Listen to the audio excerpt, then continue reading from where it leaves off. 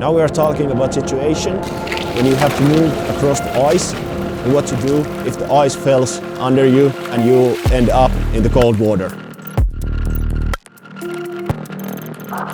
Sometimes we have to cross places where there is ice, and before we go to the unknown, we want to do some preparations. So we take bindings of the skis. You can ski a little bit without the binding behind your heel. Then you take your backpack and take it on the other shoulder. So if you go through the ice, you can throw your backpack over to the ice. Also, you want to take those loops from your wrist which is attached to poles. When you go to the ice, most important thing is breathe calmly. You will get some cold shock, but you need to concentrate how you breathe.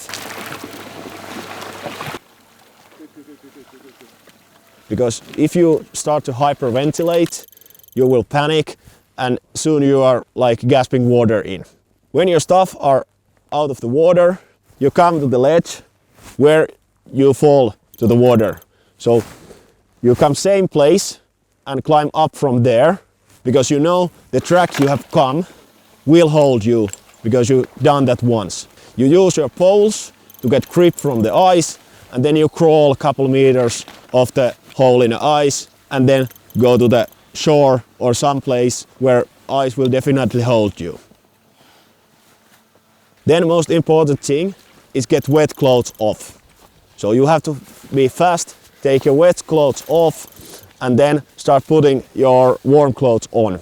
And most important is cover your head with a beanie or something and then put your jacket on, because upper body and head releases most of the warmth from your body. So upper body first and then lower body. After you put warm clothes, dry clothes on, you have to move a little bit to get your blood flowing and warm air to, under the clothing.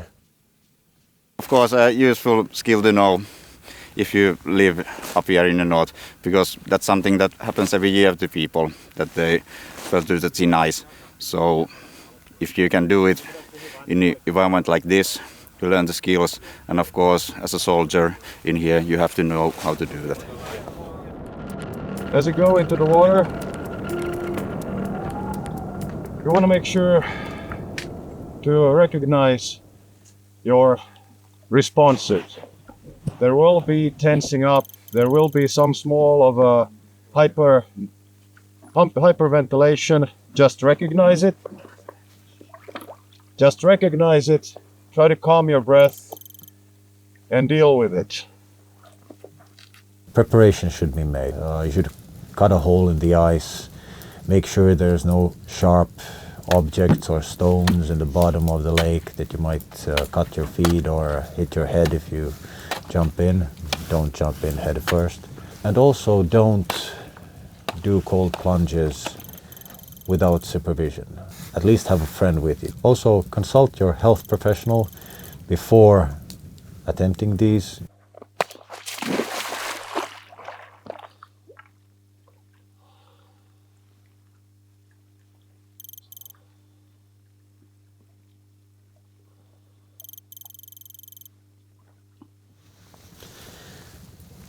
So again, some methods of how to prolong your stay in the water. You go in the water, try to avoid any negative self-talk or adding stress by thinking that how cold the water is.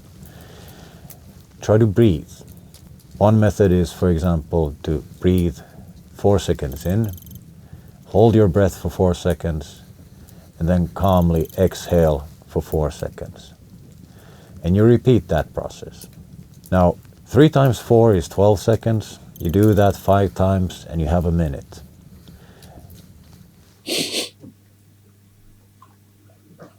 So it's just been a while, 3 minutes in, approximately 15, 16, 17 cycles of calm breathing. If you notice yourself getting tensed up and fighting the water, that stress will increase cortisol in your body. And instead of getting any kind of health benefits, you'll only make yourself sick. There we go, 6 minutes, halfway through. Now, good thing would be to either warm up in a sauna. If you don't have a sauna, would be a good thing to run or do something else.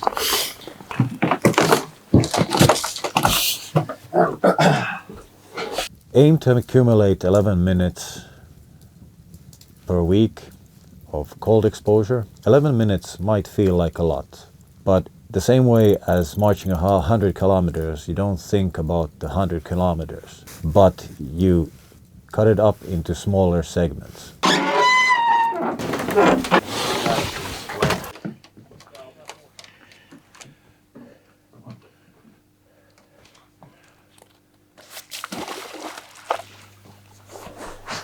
I'm trying to empty my mind.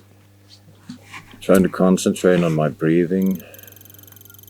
Try to get my shoulders relaxed. I feel that I have small tension in my shoulders. More to feel your body and what is going through your body and mind, and try to empty it and try to relax it. And instantly, if there's any kind of oh shit, this feels cold, or any other thing that should I get out, should I do this, or any other negative self-talk, I try to concentrate on my breath.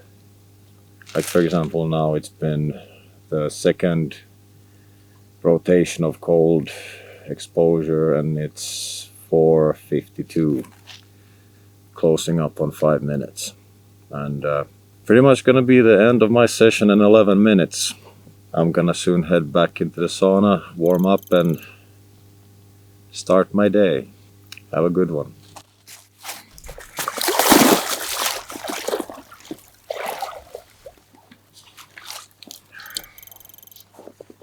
However you decide to practice this, remember, stay safe.